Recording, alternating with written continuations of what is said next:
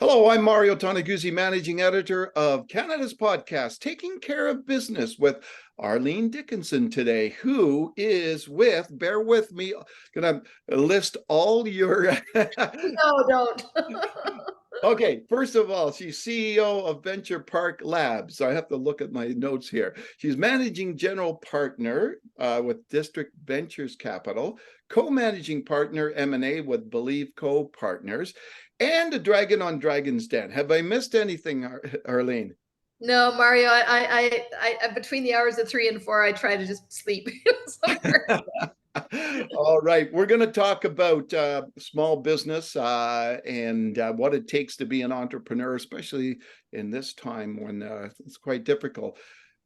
What I guess when you look at all the factors that are out there and the challenges that entrepreneurs face, how can an entrepreneur survive in these times? Part of survival today, I believe, is just trying to not pay too much attention to the news cycles that are going on because there's so much negativity out there, and it's so easy to get trapped into thinking, what am I doing? Am I reading the market right? Is the market going to change again tomorrow? And so that creates like a lack of momentum, and it creates an uncertainty that is very crippling for entrepreneurs. So sometimes I just tell people to not pay so much attention to the news because Yeah. tomorrow will be something else. On the interest rates are up, interest rates are down. We're in a recession. We're not in a recession. Businesses are moving. The brain, like cost of living. Everything. I mean, and it could go. You go, okay, maybe now's not the best time to start a business, but I actually think those are the best times to start businesses. So it can be a good side to the downside. Why? Why do you think that way? Because a lot, two reasons. One of them is that you learn a scrappiness when you start a business in hard, difficult times. You do learn a scrappiness of how to make do with less, and how to be more perhaps innovative, apply more ingenuity to your processes, etc. And the other thing is that in downturns people tend to retract, and that leaves a void in the marketplace. I mean, yes, the market might shrink 10-20%, but there's still 80% of the business being done out there. And if people are leaving the market, that actually leaves a void in the market for somebody to fill. So, there's lots of empirical data that says if you market and build through a recession, you actually not only do better through the recession, but you do better after it too. What are some of the common mistakes you see that entrepreneurs make? They underestimate how much money, time, and energy it's going to take. I think that's really it. I mean, they run the number one job for any entrepreneur is not to run out of capital. At the end of the day, you can't run out of cash. And a lot of times people think that the cash will just come. And in today's world where raising funds and raising investment dollars is so difficult, getting money from the banks, getting money from investors is very difficult. You have to always be thinking about your runway, and do you have enough money in the bank for the next 2 years, next year and a half. Like, you can't be operating on like run out of cash in the next 4 months. I better go look in 3 months for money. That's too late by then. Mm-hmm. So when you look at this environment again, how do businesses actually grow in this environment? I think you grow again scrappiness. You have to be scrappy. I think you grow by paying attention to what the market needs and wants. You can get so hung up on what you're doing and delivering that you forget whether you have the product market fit or whether you have the right unit economics. So how they can grow is by ensuring the basic fundamentals of their business are smart and aligned. Do they have the right unit economics? Do they have the right strategy? Do they have the right plan in place? These things, people forget those things. They get right to tactics. They spend money, and then they wonder why it didn't work. You can't grow if you're not driven by a strategy. You have to have a plan. So Mm-hmm. have a plan, stick to the plan, be aware of what the market needs. And, I would say don't be afraid to take the risk at a time when people are telling you that the market is bad. That is maybe the opportunity for you to win. Okay. Even though a lot of these things exist and all these challenges, do you think a lot of people are discouraged from starting up something and being an entrepreneur because of these challenges? Yeah, although I've read somewhere the other day, Mario, that there's still a lot. I mean, there's a lot of bankruptcies, unfortunately, of small business right now, Yeah. but there still is a large number of people starting businesses in today's environment. It's easy to get discouraged and not want to start today, but I think that there's still lots of activity out there. You can't keep an entrepreneur down. Yeah. And that's the beauty of it, right? Like we see opportunity everywhere we look. And so, I think you're always going to see somebody going, I need to do that and I need to do it now. Yeah. Why do you think people start businesses in these times? Like, it's Sometimes just people so, yeah. they're laid off. They could have been laid off from their job and they've always wanted to start a business and they've decided to use this as a time to reinvent themselves into the entrepreneurs that they believe they are and can be. That happens all the time. We reinvent because something bad's happened in our life, and then we go, "Hey, I want to do these other things. I'm going to use this as a chance to do it." People go through change in their lives, divorce. They hit 40. They decide they want to try something new. I think I remember 40, but it's quite a while ago now. But I think I remember 40 still. But that because I believe that the majority of successful businesses that are startups are people who are over 40 when they start them. So, change in jobs, change in life, change in circumstances sometimes is a motivator to start a business. What do you look for as an investor in a company? I look for an entrepreneur who is very self-aware. And knows what they know and also knows what they don't. I look for somebody who's proven, as I said, the product market fit and understands their unit economics and knows kind of where their business is headed.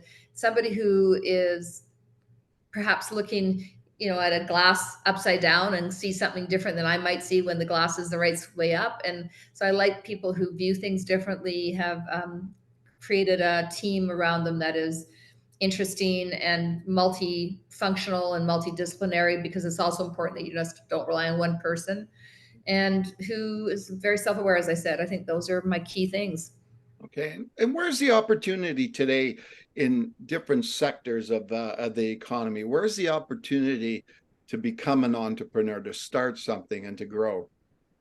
Mario, I would listen. For me, it squarely lies in our food and agricultural and health space. I think Canada is a nation where we have so many amazing raw ingredients that we ship to other countries, who then process them and turn them into products we buy back. We can take all the experience and expertise we have in the health sector and in the agricultural sector and create food product that can actually be exported around the world. So I'm doubling down big time and investing in businesses in the food and health consumer goods space that are Canadian, because we have so much to offer and we can take that last mile of commercialization and make all the margin on it.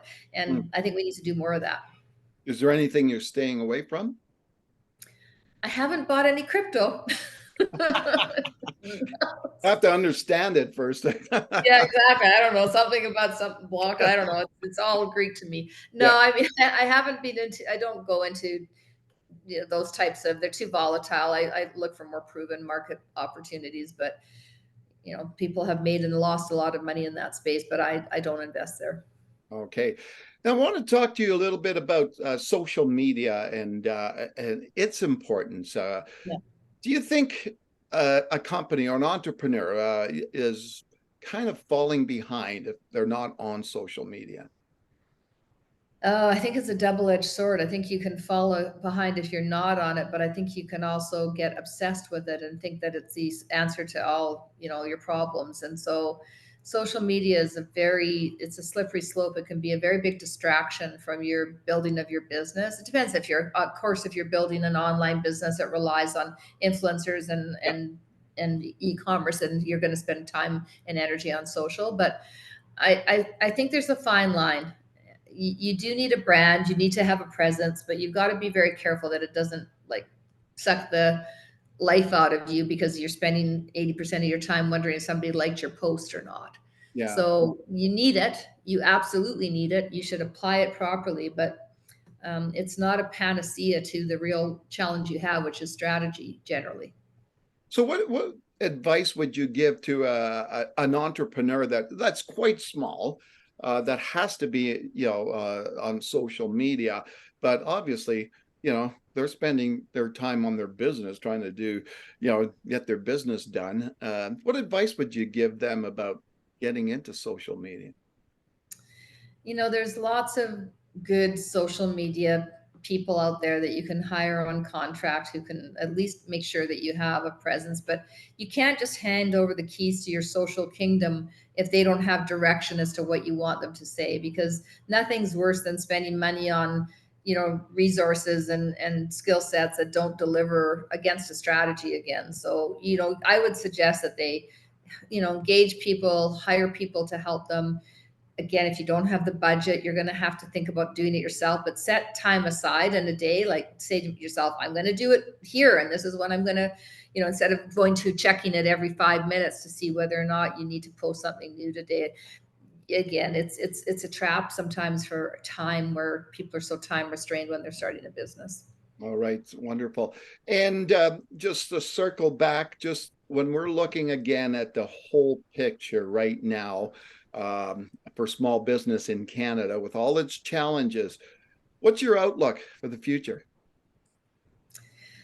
I've always been a pragmatic optimist. I want to believe that while the world right now seems to be spinning crazily out of control, Mario, and there are so many competing factors that have a lot of people very concerned, I do still maintain a deep faith in our ability to recognize how to solve problems as a human race and to figure out how to hopefully move ahead. And I still believe that good can overcome bad. So I'm very listen, I've got my second fund underway. I'm investing in businesses. I'm looking to the future. I believe heartily in entrepreneurialism and its value in our economy. And I believe that people will persevere. So I'm optimistic but as I said, I'm pragmatically optimistic. I know that there's stuff around us we have to take care of. We've got to be contributors to society as well as expect to win with society. All right, wonderful. Well, thanks very much, Arlene, for joining us today. Mario, it's always such a pleasure to talk to you, to see you. I love your new setup, by the way. I do miss the Scotch bar, though. I don't know. I I kind of know. like Gone is my Scotch bar in the back. next Secret, time.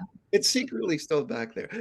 Perfect. All right, that was Arlene Dickinson. Who was a well-known entrepreneur in Canada with a number of different ventures. I'm Mario Toneguzzi, managing editor of Canada's podcast, Taking Care of Business Today. Thanks for joining us.